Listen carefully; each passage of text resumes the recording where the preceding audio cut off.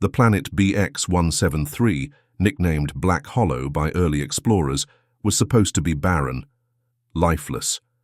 An old world stripped clean by time, long abandoned by whatever ancient species once called it home. The Galactic Science Division had ignored the warnings, the classified reports, and the disturbing human accounts, because to them it was just that, human superstition, nothing more than primitive fears wrapped in pseudoscience and embellished stories. So when the Rulian Science Corps received approval to launch an expedition to Black Hollow, they had laughed at humanity's absurd cautions. Ghosts, curses, anomalous disappearances. Please. They were a species of logic, of technology, of data, and no amount of human myths was going to stop them from uncovering the planet's secrets. Commander Varesh watched from the bridge as their ship descended through the thick, swirling clouds of BX-173's atmosphere. The planet stretched below them, an eerie landscape of crumbling structures, vast black ruins, and unnatural geological formations that looked wrong. But it was just a planet, a dead world. Varesh turned toward his second-in-command, scientific officer Tulan, who was busy monitoring the ship's scanners. "No anomalies detected," Tulan reported. "Just decayed infrastructure. Looks like an abandoned civilization, just as we expected." Varesh nodded. "And the human warnings?" Tulan scoffed. "Exactly what we assumed. Superstitious nonsense. Humans always find ways to dramatize the unknown." The bridge crew chuckled softly, but their laughter was short-lived, because at that moment the lights flickered. Not a normal fluctuation, not a system failure. A pulse, as if something had passed through the ship. The bridge fell silent. Tulan frowned and tapped at his console. "Strange. We just had a minor power fluctuation." Varesh narrowed his eyes. "Is it the atmosphere?" Tulan shook his head. "Negative. Systems are nominal. Could just be interference from the ruins below." Varesh exhaled, glancing back at the planet below. The ruins sprawled for miles, the architecture jagged, unnatural, as if it had been grown rather than built. For the first time since their arrival, a small seed of unease settled in his chest. He ignored it. The first team deployed consisted of 6 scientists and 2 security officers, clad in advanced exosuits designed to withstand extreme planetary conditions. They landed on the outskirts of what looked like an ancient city. The air was thin, the wind howling through hollow structures, making a sound almost like whispering. Tulan scoffed at the readings. "There's nothing biologically active here, just decaying structures and residual energy signatures." One of the security officers, Nesh, shifted uneasily. "Then why does it feel like we're being watched?" The scientists laughed. "There is no one left to watch us," Tulan said dismissively. "This world is dead."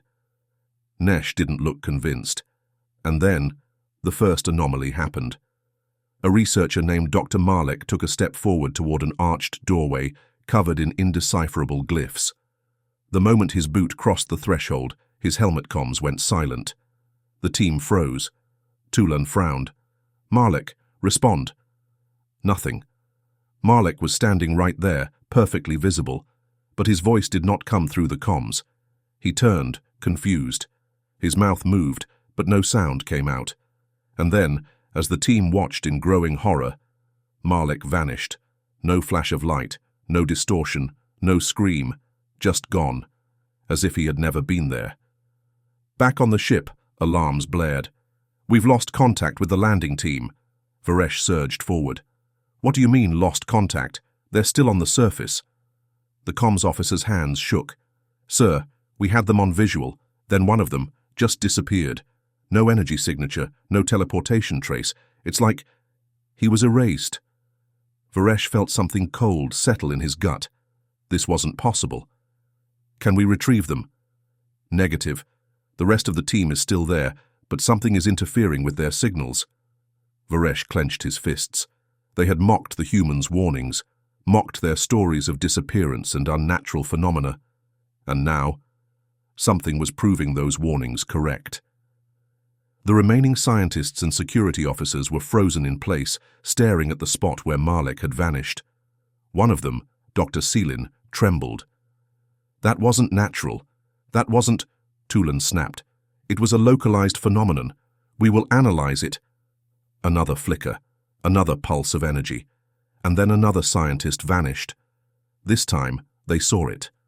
A dark shadow, humanoid in shape but shifting, flickering like static, reached out from the air itself and pulled the scientist into nothingness. Nesh screamed, "We need to leave, now." Tulan tried to rationalize, to explain, but his own breathing had grown shallow. Because now, the whispers had changed. They were no longer just the wind. They were voices, calling their names. Varesh's voice crackled over their comms, barely coming through the interference. "Team, evacuate immediately. Repeat, return to the ship now." The remaining team didn't need to be told twice. They turned and ran. But as they fled, something else became clear. The city was no longer the same as when they arrived. Passages that had been open were now blocked. Pathways that had been clear were now twisting corridors. And in the distant shadows of the ruins, something was watching them. Something was moving. And as the team tried to retrace their steps, Nesh whispered what they were all thinking. "The city is changing." Varesh and the bridge crew watched the remaining crew's life signals as they ran toward the evacuation point. But there was another problem. The landing craft was missing. Not destroyed, not malfunctioning. Gone, as if it had never existed. Varesh's blood ran cold.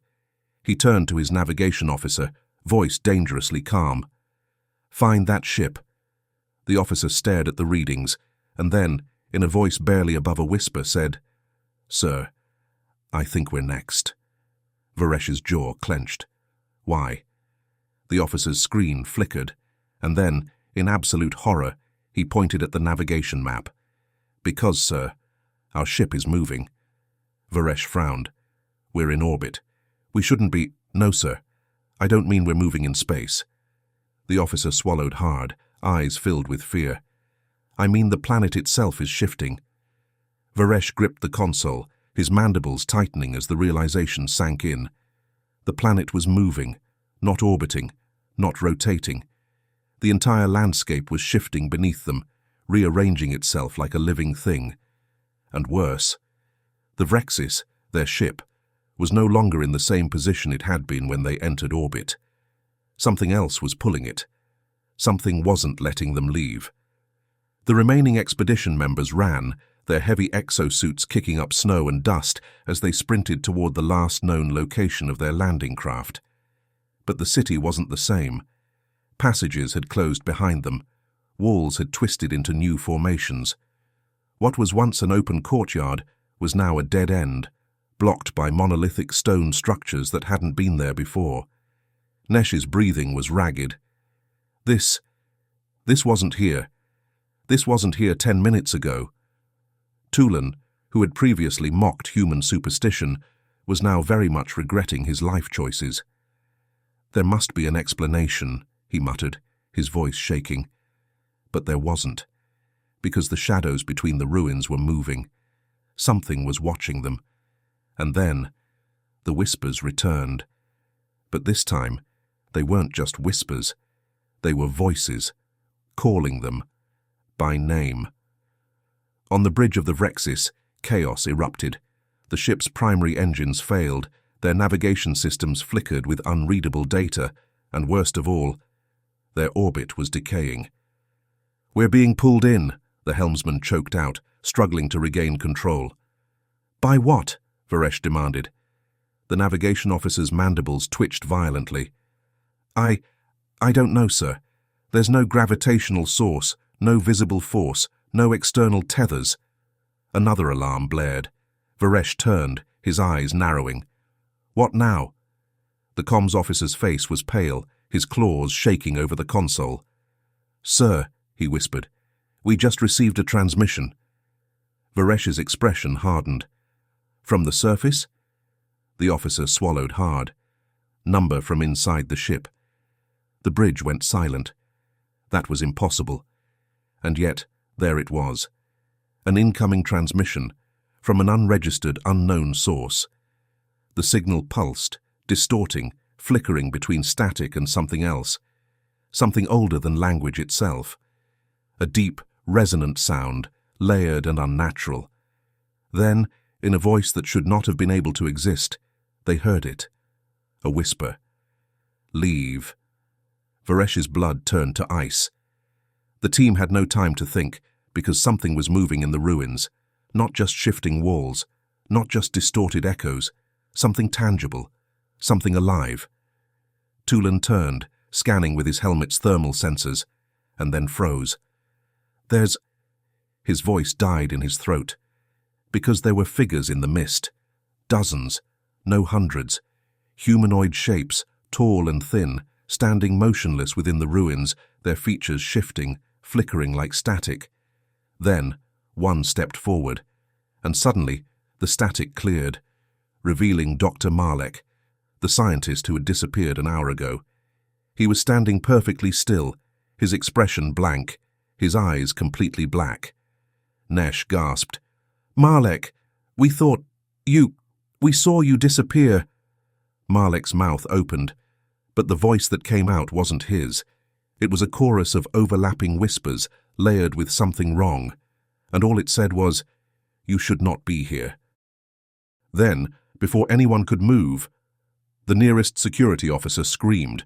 One of the shadows moved, tendrils wrapped around him like liquid smoke, and in an instant, he was gone. No flash of light, no energy signature, just erased. And suddenly, every single figure in the mist turned toward them. They had been noticed, and they were not alone anymore. The bridge was in a full state of panic as the mysterious onboard transmission continued. The whispering voice, layered and unnatural, spoke again. "Your time is up." Then, the lights cut out completely. Total suffocating darkness swallowed the bridge. For a few agonizing seconds, the only sound was the labored breathing of the crew. Then, slowly, a single red emergency light flickered on, and the bridge crew saw something that should not have been there. A tall, humanoid shadow stood at the far end of the room, motionless, as if it had always been there. Its face was a void, its limbs too long, too thin, flickering as if it wasn't fully in reality. It raised one spindly arm and pointed directly at Varesh. The whispering voice spoke one last time, this time from behind him. "Run!" Then the lights came back on, and the figure was gone. But every console, every display, every emergency system now showed the same thing. Evacuate immediately. And Varesh, for the first time in his career, felt true fear. The ruins were collapsing around them. The team sprinted toward their last known extraction point, but nothing was where it had been. The city was shifting faster, blocking their paths, closing in like a trap. And behind them, the shadows were following. Tulan's voice was barely controlled panic. "Commander, if you can hear me, we need immediate evac." Static. No response. Nesh stumbled, turning back to see one of the scientists dragged into the mist, their scream cut off mid-breath. Then, ahead of them, they saw it, the Vrexis. But it was no longer in the sky. It had been lowered to the ground, as if placed there by unseen hands. Its massive bulk loomed over them, hull covered in something unnatural. They had one chance. They either made it, or they never left at all. And as they ran, the whispers followed them, growing louder and louder, because the things in the mist weren't done yet, and they were not going to let them leave so easily. The Vrexis loomed in the distance, but it felt wrong. The massive ship, once pristine and advanced, now stood covered in blackened, shifting patterns that hadn't been there before, like shadows burned into its metal hull. The remaining survivors sprinted across the uneven ruins, their breath ragged, their legs burning, because they weren't alone. Behind them, the whispers had turned into something worse, something chasing them, something hungry. And as Tulan looked back, his mind nearly shattered, because the things in the mist weren't just following them anymore. They were running. On the bridge, Varesh had lost all sense of control. The ship's engines refused to fire. The navigation systems were corrupt. And worst of all, the Vrexis wasn't just stuck, it was being held. Every attempt to launch was met with an opposing force, like an unseen hand pressing the ship down, refusing to let it leave. And now the remaining surface team was rushing toward them, being pursued by something that shouldn't exist. Varesh turned to his helmsman, his voice sharp. "Override safety protocols. Fire thrusters manually." The helmsman hesitated. "Sir, if we force the launch cycle—" "Do it!" The ship groaned as power was forcibly redirected, heat flaring beneath the landing thrusters. But then, the lights flickered again, and for exactly 3 seconds, every single screen on the bridge showed one thing. A face. Not a normal face. Not a living face. But something old, something void-like, something with eyes that were bottomless pits of hunger. Then the screens went black. The comms crackled, and the whispering voice returned. "You were warned." Nesh could feel his lungs burning as he pushed himself faster. The mist behind them had thickened, warping and twisting like it was alive. And within it, figures moved, not just chasing, reaching, trying to pull them in. They had seconds before the Vrexis took off. "Go! Go!" Tulan shouted. They reached the ship's extended loading ramp, sprinting toward the entrance, when one of the scientists, Dr. Seelin, screamed. Tulan turned just in time to see hands made of pure black mist erupt from the ground, wrapping around her legs and dragging her down into the stone itself. She didn't even get to finish screaming. She was just gone. Nesh didn't stop, because if he stopped, he would be next. The bridge was failing. Systems overloaded, temperature controls malfunctioned, and the ship's structure itself was groaning, as if something was pressing against it. Varesh watched as the last of his crew rushed aboard the ship, but before he could give the order to take off, every external camera feed died, and in their place, a single message written in a language that none of them had ever seen. Yet somehow they all understood. "Do not return." Then the ship lurched violently, and suddenly, the unseen force that had been holding them down let go. The Vrexis shot into the sky like it had been flung away from the surface, engines roaring as full thrust propelled them into the void. The mist-covered ruins below grew smaller and smaller until they finally, mercifully, left the planet's atmosphere. The bridge of the Vrexis was deathly quiet. No one spoke. No one moved. The only sound was the ragged breathing of the survivors. Nesh finally broke the silence. "Did we make it?" Varesh didn't answer, because even as the ship sped away, he couldn't shake the feeling that they had not escaped. Not really. Not fully. And when he looked at the hull cameras, he saw it. The black marks were still there, not just burned into the metal, spreading, slowly, like a stain that refused to be washed away. And in his mind, he could still hear the whisper, "Do not return." But something in Varesh told him. It wasn't a warning. It was a promise. The Vrexis was no longer on BX-173, but the planet wasn't done with them. The black markings that had appeared on the ship's hull hadn't faded. They had spread, slowly, deliberately, like a disease creeping through metal. And the deeper they moved into space, the more the crew realized something was very, very wrong. Tulan sat in his quarters, trying to convince himself he was imagining things. His helmet had recorded everything from the surface, and yet, when he played it back, there was nothing. No shadows, no voices, no vanishing scientists. It was just him and the others, running from nothing. A cold sweat dripped down the back of his neck. That was impossible. He had seen it. They all had. And yet, there was no evidence. He reached for the ship's log terminal, beginning to type, "Personal log, Doctor. Tulan. Incident report. Black Hollow.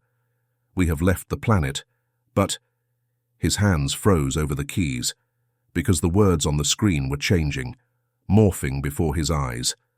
The letters twisted and warped, shifting into a message that wasn't his. There is no escape.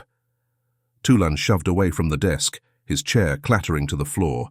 The terminal glitched violently, the words flickering, shifting, until the screen snapped back to normal, as if nothing had happened. But Tulan knew what he saw. He was not alone. 3 hours later, Dr. Vale went missing, vanished from a locked room. Her quarters were intact. Her personal effects were untouched. Her door logs showed no activity. She was just gone. The bridge crew scrambled to investigate. Security footage was pulled. But when they played it back, all they saw was her bed, empty, like she had never been there at all. Varesh's mandibles tightened. His voice was low, dangerous. Search the entire ship. The black markings on the ship's hull had begun spreading inside. Thin, inky veins of corruption now crept along the hallways, barely visible under the artificial lighting. One of the engineers, Varn, ran a diagnostic. His results made no sense. "There's no biological or chemical source," he stammered. "It's not metal fatigue, not rust, not an infestation. It's just there." Varesh stared at the creeping darkness, the way it pulsed slightly, as if alive. Then the lights flickered. A whisper drifted through the corridor. Software mocking. "You were warned." The ship's alarms screamed. Another crew member had vanished, and this time, they weren't coming back. Nesh sat in the communications bay, trying to hail any nearby ships. "Distress call. This is the Vrexis." The comms hissed with static. Then, a reply, but not from another ship, not from a fleet. It was their own voices, looped back at them, but wrong, warped, like something was repeating them, without understanding what the words meant. Nesh's blood ran cold. Then, a new voice, software ancient. "You do not belong." The comms snapped off violently, and Nesh realized with growing horror. The distress signal had never left the ship. Something was keeping it inside, something that didn't want them to leave. Varesh knew what was happening. They had mocked human warnings, mocked their fear of the unknown. But this wasn't just a phenomenon. This was something worse, something that didn't want them to leave. The only choice left was to purge the ship. Varesh turned to his crew, his voice sharp. "Evacuate all non-essential personnel to the escape pods." Nesh's eyes widened. "Sir." "I am initiating a core purge," Varesh snapped. "If we do not sever this infection now, none of us are leaving." Silence fell over the bridge. Then, a single, horrible realization. The escape pods were gone, not ejected, not destroyed, just gone, like they had never existed. Varesh's hands tightened into fists. Then, the lights failed completely, and in the blackness, the whisper came again. "You should not have come." And this time, it was right behind him. The lights failed completely. Total blackness swallowed the Vrexis, leaving only the distant flickering glow of emergency indicators. The whispering grew louder, no longer distant, no longer just a voice in the ship's systems. It was here, and it was watching. Varesh didn't move, didn't breathe, because in the absolute darkness of the bridge, he could see them. Shapes, tall, wrong, shifting. They weren't just shadows, they were people, crew members that had vanished. Dr. Vale, Dr. Seelin, and Marlek. But their faces were voids, empty, hollow. Varesh's mandibles clenched tightly, his instincts screaming at him to run, but his body wouldn't move. The whispering surged, overlapping voices, layering over one another until they became something inhuman. A chorus of names. Their names. Tulan, Nesh, Varn, all of them. And then, one last name. Varesh. A long, lingering breath rasped against his ear. It is time. Something cold touched his shoulder, and the lights snapped back on. The bridge crew screamed, because the shadows were gone. But 3 more crew members were missing. Varesh exhaled slowly. His voice was low, dangerous. This thing is playing with us. No more running. No more trying to escape. If the Vrexis was going down, he was taking it with them. Varesh turned toward Nesh and Tulan, his gaze sharp. "If we cannot escape it," he said slowly, "we will erase it." Tulan's eyes widened. "Sir, that's—" "A full core detonation," Varesh continued. "A sterilization event." He turned to Varn, their chief engineer. "How much power do we have left?" Varn swallowed hard. "The reactor is still functional, but the ship's main drive is compromised. We could overload the core, but sir, that would mean—" "I am aware," Varesh snapped. Tulan looked horrified. "You can't be serious." "We are not making it back," Varesh said coldly. "Our distress signals are blocked. The ship is compromised, and whatever this thing is, it is not letting us leave." A heavy silence fell over the bridge, and in the quiet, the whispering started again. Faint, mocking. They could hear it smiling. Nesh took a shaky breath. Then he straightened. "What do we do?" Varesh's mandibles tightened. "We burn this thing out." The ship's core alarms blared. A forced detonation sequence had been engaged. Tulan worked frantically at the console, bypassing the ship's safety locks. "Overriding containment protocols." Varn, hands shaking, slammed in the final commands. "Core overload in 5 minutes." The whispering grew louder. The ship shook violently, as if something was fighting back. Something was inside the Vrexis now, something angry. The corridors darkened again, the walls pulsing like a living thing. And in the reflection of the control panels, Varesh saw them, not just the missing crew, the faces of the things that had been waiting for them, watching them, lurking in the ruins, in the shadows, in the ship's systems. He gritted his teeth. "You took my crew." His voice was low, furious. "I'm taking you with me." The crew rushed through the corridors, heading for the last functional shuttle bay. The ship was failing. The corridors twisted, doors no longer led where they should. The ship's AI spoke in fragmented, broken tones. "Varesh, stay." "Tulan, don't run." "Nesh, you are home." The walls shuddered, the black markings spreading faster. They reached the shuttle bay, sealing the doors behind them. Varn rushed to the controls, manually unlocking the last remaining escape craft. The whispering was right outside. They could hear it scraping against the doors. Laughing. Tulan paled. "It doesn't want us to leave," Varesh growled. "Then let's disappoint it." The shuttle's systems activated, engines firing to life. But as the ship prepared to launch, the lights flickered one last time. The whispering stopped, and in the glass of the cockpit, something pressed against the other side. A face, staring at them, smiling. Then, everything turned white. The shuttle's alarms blared violently as it tumbled through space. The Vrexis was gone. One moment, it had been there. The next, it had been erased. There was no explosion, no debris, just empty space where it had been, like the ship had never existed. Varesh gasped for breath.